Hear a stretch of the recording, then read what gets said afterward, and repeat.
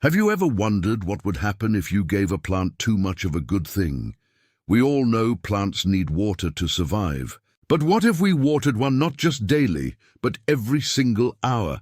We decided to run an experiment to find out, starting with a single, hopeful seed placed carefully into a pot of fresh soil. This simple act marked the beginning of a journey to discover the precise line between nurturing and overwatering, a question that many plant lovers have likely considered.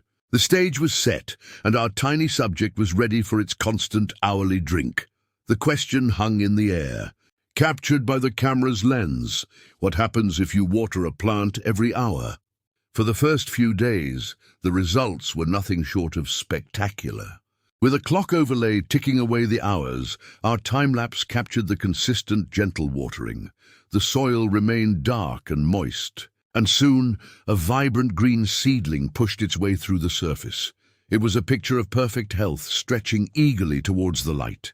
The stem thickened, and new leaves unfurled with impressive speed. It seemed our constant attention was paying off, creating a super plant that thrived on the abundance of water. The initial growth was vigorous, suggesting that maybe, just maybe, our unconventional method was a secret to accelerated development. The plant looked lush and stronger than any seedling that received a normal watering schedule. But then the tide began to turn. The first sign of trouble appeared subtly. The lower leaves, once so perky and green, started to droop, their edges tinged with a sickly yellow. At first it seemed like a minor issue, perhaps a nutrient deficiency. However, the hourly watering continued, and the problem spread rapidly. The vibrant green faded across the entire plant, replaced by a washed-out, jaundiced hue. A close-up on the soil revealed the real issue. It was no longer just moist, it was a swamp. The soil was completely saturated, with a visible sheen of water pooling on the surface. There was no air, no lightness, just a dense, suffocating mud that clung to the pot. From this point, the decline was swift and brutal. The plant that had once stood tall and proud began to wilt dramatically.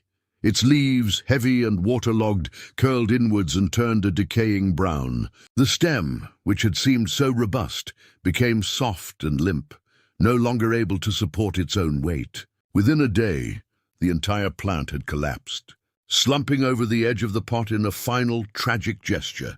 It was a complete system failure. The once promising seedling was now a soggy, lifeless mass, dissolving into the very mud that was meant to sustain it. The experiment had reached its grim, inevitable conclusion, leaving behind a pot of brown sludge. So, what exactly happened on a biological level? The answer lies beneath the soil, in a process known as root rot. A simple animation reveals the hidden tragedy. Plant roots don't just absorb water. They also need to breathe. They take in oxygen from tiny air pockets within the soil.